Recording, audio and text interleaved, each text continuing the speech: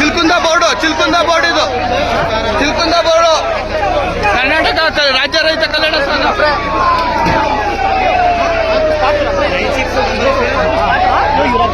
ಇಬ್ರು ಸ್ಪಾಟ್ ಆಗಿದ್ದಾರೆ ಒಬ್ರು ಇದ್ದಾರೆ ಇವತ್ತು.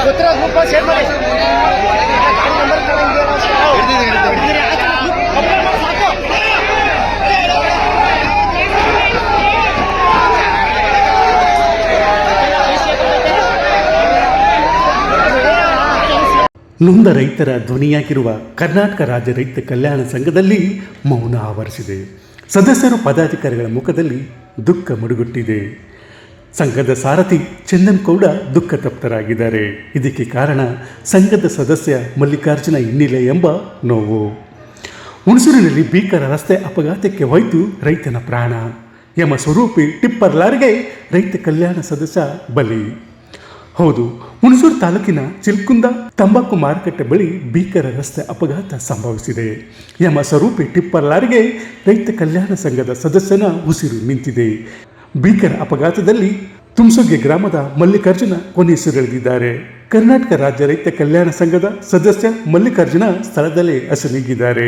ಅಪಘಾತದಲ್ಲಿ ಕರ್ನಾಟಕ ರಾಜ್ಯ ರೈತ ಕಲ್ಯಾಣ ಸಂಘದ ಯುವ ಘಟಕದ ರಾಜ್ಯಾಧ್ಯಕ್ಷ ಸಮಂತ್ ಮತ್ತು ಚೇತನ್ ಗಾಯಗೊಂಡಿದ್ದು ಆಸ್ಪತ್ರೆಯಲ್ಲಿ ಸಾವು ಬದುಕಿನ ನಡುವೆ ಹೋರಾಟ ನಡೆಸುತ್ತಿದ್ದಾರೆ.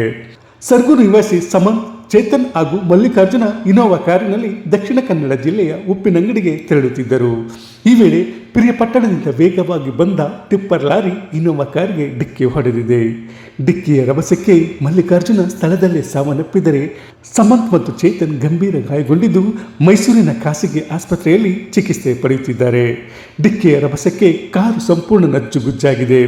ವಿಷಯ ತಿಳಿದ ಹುಣಸೂರು ಗ್ರಾಮಾಂತರ ಠಾಣೆ ಪೊಲೀಸರು ಸ್ಥಳಕ್ಕೆ ಧಾವಿಸಿ ಜೆಸಿಬಿ ಮೂಲಕ ಕಾರನ್ನು ಹೊರಕ್ಕೆ ಎಳೆದು ಗಾಯಾಳುಗಳನ್ನು ಆಸ್ಪತ್ರೆಗೆ ಸಾಗಿಸಿದ್ದಾರೆ.